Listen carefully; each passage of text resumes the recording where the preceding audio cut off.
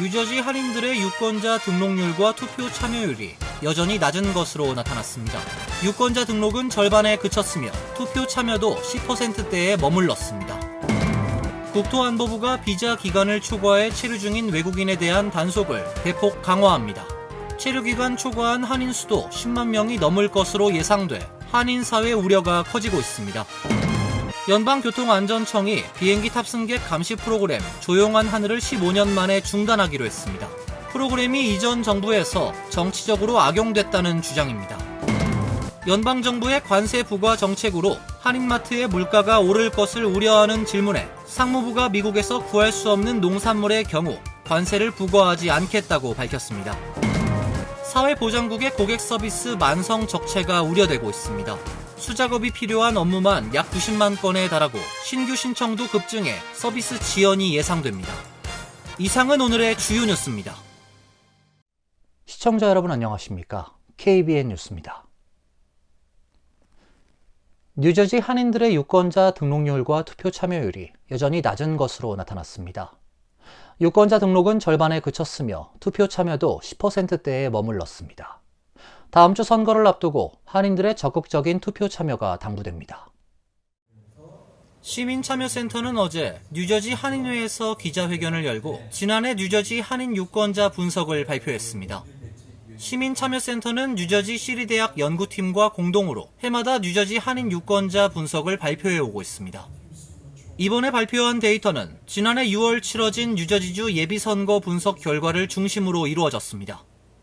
데이터에 따르면 지난해 예비선거 한인들의 유권자 등록률과 투표 참여율은 모두 주 평균보다 낮았습니다. 뉴저지 전체 유권자 등록률은 91%에 달하지만 한인들의 등록률은 51.7%로 전체 평균보다 약 40%포인트 낮았습니다. 투표 참여율도 낮아 한인 투표율은 전체 평균 투표율 16%보다 5%포인트 낮은 11%에 그쳤습니다. 한인 투표 참여를 연령별로 살펴보면 특히 20대와 30대 젊은 유권자들의 투표 참여가 60, 70대 시니어들에 비해 월등히 낮았습니다. 시민참여센터 김동찬 대표는 한인 커뮤니티의 정치력 신장을 위해 20, 30대 유권자 등록률을 높여야 한다고 강조했습니다. 제일 유권자가 많아야 될 숫자가 사실은 20대와 30대인데 오히려 70대와 80대가 훨씬 더 유권자 등록을 많이 하고 있는 것입니다. 그래서 우리가 타깃으로 해야 될 것은 어떻게 하든지 20대와 30대의 유권자 등록률을 높이는 것이 대단히 중요하다는 말씀을 드리고 싶습니다. 하지만 한인 밀집 지역인 주 하원 37선거구의 경우 지난해 한인들의 투표율은 12%를 기록해 전체 유권자 투표율 8%를 앞섰습니다. 한인 앤디 김 의원이 연방 상원에 출마했고 펠팍 포트리 등 한인 후보자들이 다수 출마한 것이 한인 투표율 상승의 원인으로 분석됩니다. 올해 뉴저지주 예비선거는 다음 주 화요일 6월 10일이며 이번 주 일요일인 8일까지 사전투표가 진행되고 있어 한인들의 적극적인 투표 참여가 당부됩니다. 국토안보부가 비자 기간을 초과해 체류 중인 외국인에 대한 단속을 대폭 강화한다고 밝혔습니다.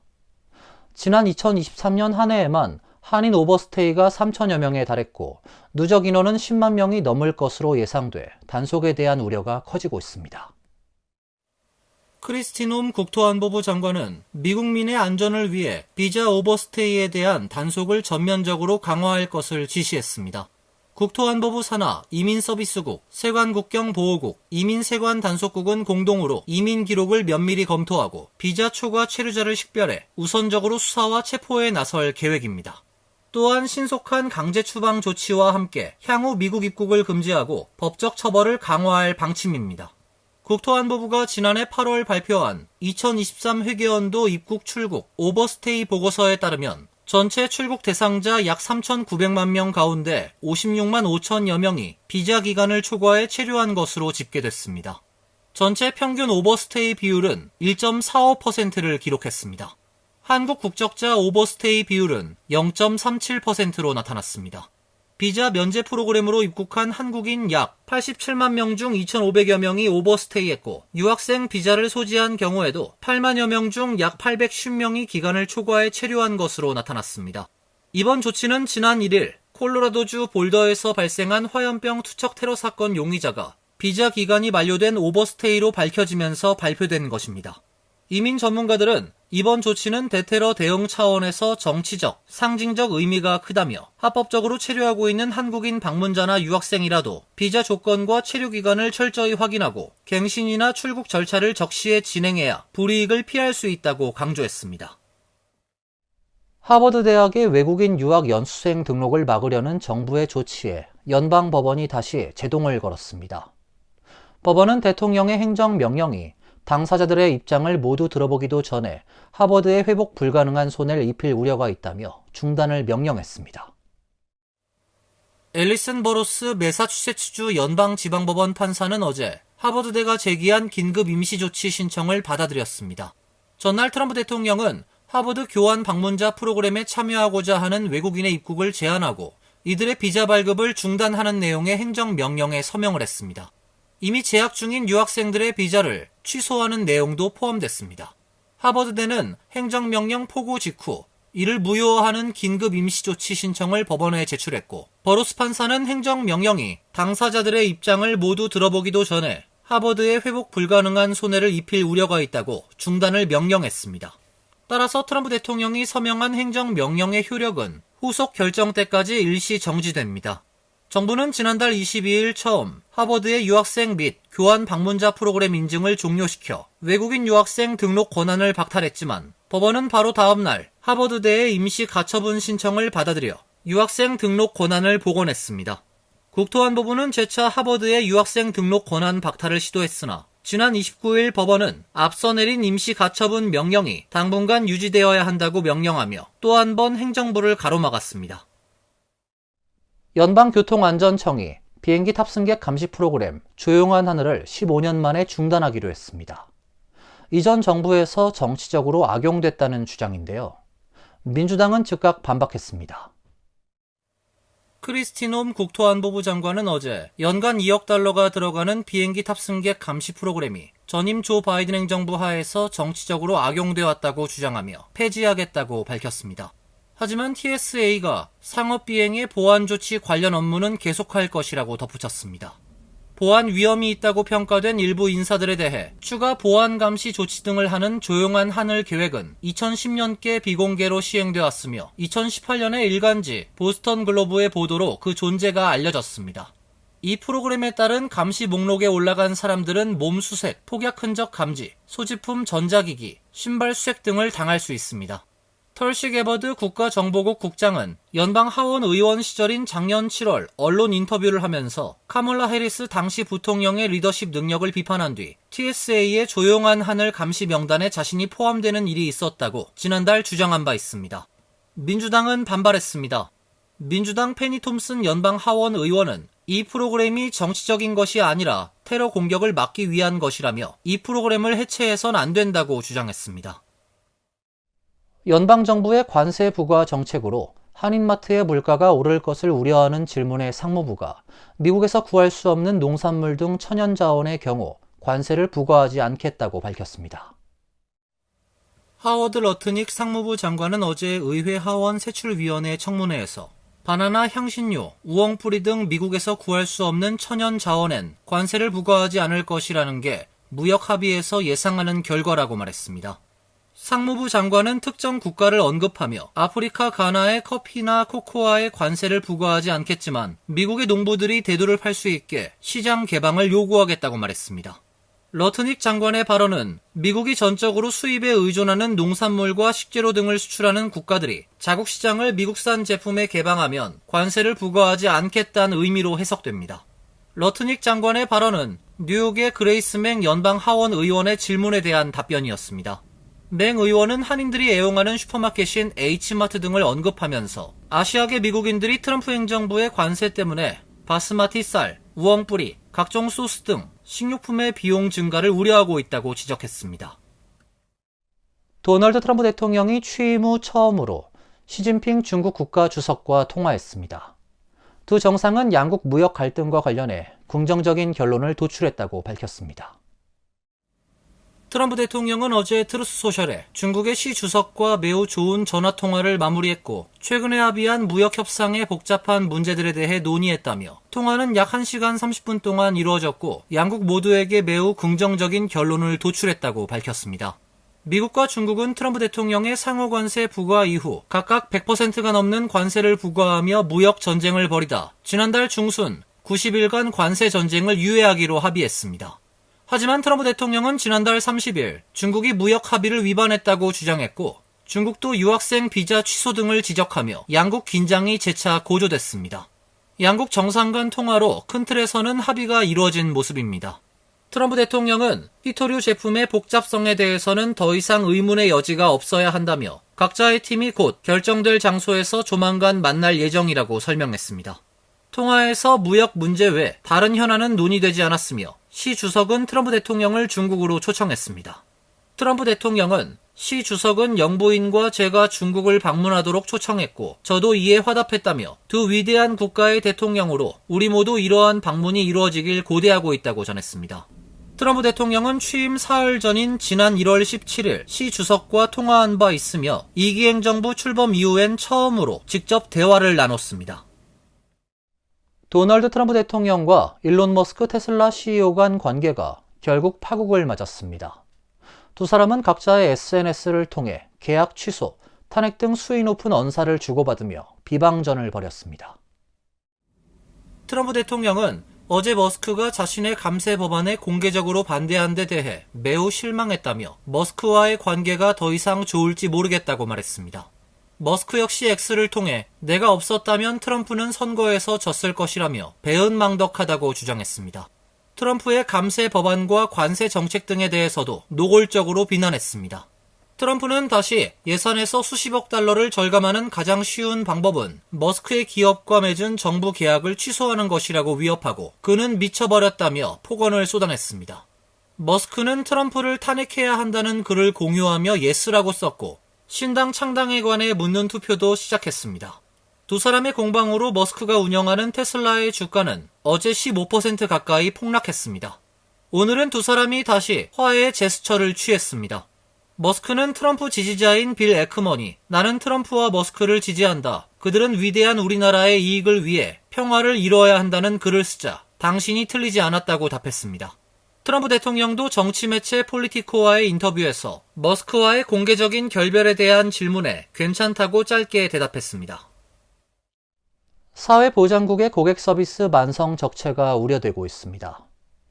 수작업이 필요한 계류 중인 업무만 약 90만 건에 달하고 신규 신청 건수 역시 급증해 고객 서비스 지연이 장기간 지속될 수 있다고 지적했습니다. 은행 계좌 변경 등의 간단한 업무 처리도 이전보다 훨씬 오래 걸릴 것이란 예상입니다. USA 투데이에 따르면 현재 사회보장국에 계류 중인 약 90만 건의 수작업 처리는 2025년 초 조 바이든 전 대통령이 서명한 사회보장 공정법에 따른 것입니다. 기존 제도의 불이익을 받았던 전직 교사, 우체국 직원 등 공공부문 근로자들의 복지 혜택을 보완하기 위한 것입니다.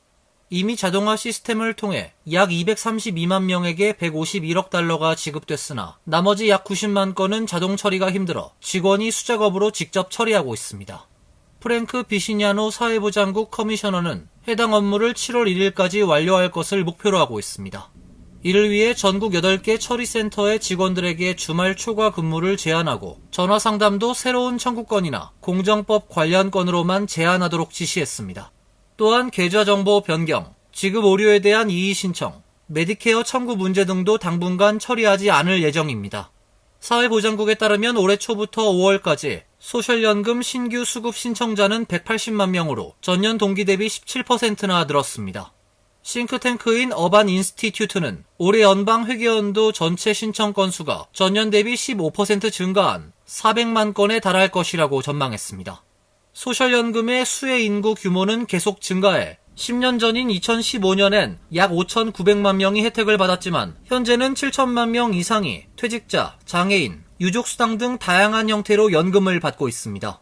이는 10년 새 약 19% 증가한 수치입니다. UI는 제도가 바뀌기 전에 연금을 미리 받아야 한다는 불안감이 전국적으로 퍼지면서 최근 수개월간 전화 문의와 지역사무소 방문자 수도 함께 증가했다고 분석했습니다. 이어서 간추린 소식입니다. 재무부는 어제 발표한 2025년 상반기 환율 보고서에서 한국, 중국, 일본, 대만, 싱가포르, 베트남, 독일, 아일랜드, 스위스를 환율 관찰 대상국으로 지정했다고 밝혔습니다. 한국은 지난해 하반기에 이어 2회 연속 대상국에 지정됐습니다. 미국은 자국과 교역 규모가 큰 상위 20개국에 대해 무역 흑자 150억 달러 이상, 경상 흑자가 GDP 대비 3% 이상, 달러 순 매수 규모가 GDP 대비 2% 이상이며 12개월 중 8개월 이상 개입 등 3가지에 해당되면 환율 조작국으로 지정합니다. 요건 중 2개를 충족하거나 대미 무역 흑자 규모 비중이 과다한 경우엔 환율 관찰 대상국이 됩니다. 한국은 막대한 대미 무역 흑자와 GDP 대비 경상수지 흑자 비율이 문제가 됐습니다. 노동부는 오늘 지난달 미국의 비농업 일자리가 전월 대비 13만 9천 명 증가했다고 발표했습니다. 이는 최근 12개월 평균 증가폭 14만 9천 명보다 낮지만 월스트리트저널이 집계한 전문가 전망치 12만 5천 명보다 많았습니다. 의료 6만 2천 명, 여가 접객업 4만 8천 명, 사회 지원 1만 6천 명 등이 5월 고용 증가를 주도했습니다. 5월 연방정부 고용은 2만 2천 명 감소했으며 지난 1월 이후 연방정부 고용이 총 5만 9천 명 줄어들었습니다. 5월 실업률은 4.2%로 전월 대비 변동이 없었고 전문가 예상에도 부합했습니다. 시간당 평균 임금은 전월 대비 0.4%, 전년 대비 3.9% 올랐습니다. 브래드 호일만 시걸 뉴욕주 상원 의원은 최근 뉴욕시 주민 우선 주차 허가 시스템 도입을 위한 법안을 발의하고 본격 입법 논의에 들어갔습니다. 법안은 지난 2009에서 2010 회기부터 2년에 한 번씩 모두 8차례에 걸쳐 주 하원에서 발의됐지만 주 상원의 반대로 통과되지 못했습니다. 하지만 올해부터 맨하탄 혼잡 통행료가 시행된 후 처음으로 주 상원에도 같은 내용의 법안이 상정되면서 통과 가능성이 높아졌다는 분석입니다. 법안은 뉴욕 시내 주요 교통혼잡 지역을 대상으로 해당 지역 주민에게 주차 허가증을 발급한다는 내용입니다. 비주민이 해당 지역 주차 공간을 무료 주차 공간으로 사용하는 것을 막기 위한 것으로 불필요한 교통혼잡과 교통사고, 소음 공해 등을 줄일 수 있을 것으로 기대됩니다. 뉴저지 연방검찰청은 지난 4일 미들섹스 카운티 이슬린에 거주하는 64세 모하메드 라흐만이 전신사기 공모 혐의로 징역 27개월형을 선고받았다고 밝혔습니다. 검찰에 따르면 라흐만은 켈텍 트레이딩 코퍼레이션이란 무역회사를 운영하며 설탕 거래를 가장한 투자 사기를 벌였습니다. 한국에 있는 공범들과 함께 약 60명의 피해자들에게 100만 달러 상당의 브라질산 설탕을 구매해 이윤을 남기고 되팔겠다고 속여 투자를 유도했습니다. 투자금의 100% 수익을 보장한다는 허위 계약서를 제시해 자금을 송금받았지만 투자금은 실제로 설탕 구매에 사용되지 않았고 개인적인 용도로 사용됐습니다. 연방법원은 피해자들에게 139만 3,200달러를 배상하고 100만 달러의 불법 수익을 몰수하도록 했습니다. 환율과 증권 소식입니다.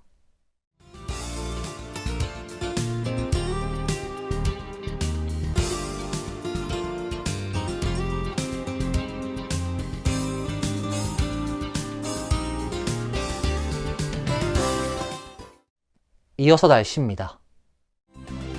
내일은 흐린 가운데 몇 차례 소나기가 내리겠습니다. 낮 최고 기온 77도, 섭씨 25도, 밤 최저 기온은 66도, 섭씨 19도로 예상됩니다. 일요일은 비가 그치지만 구름이 많은 날씨가 예보돼 있습니다. 월요일도 대체로 흐린 날씨가 예상됩니다. 이상으로 KBN 뉴스를 마칩니다.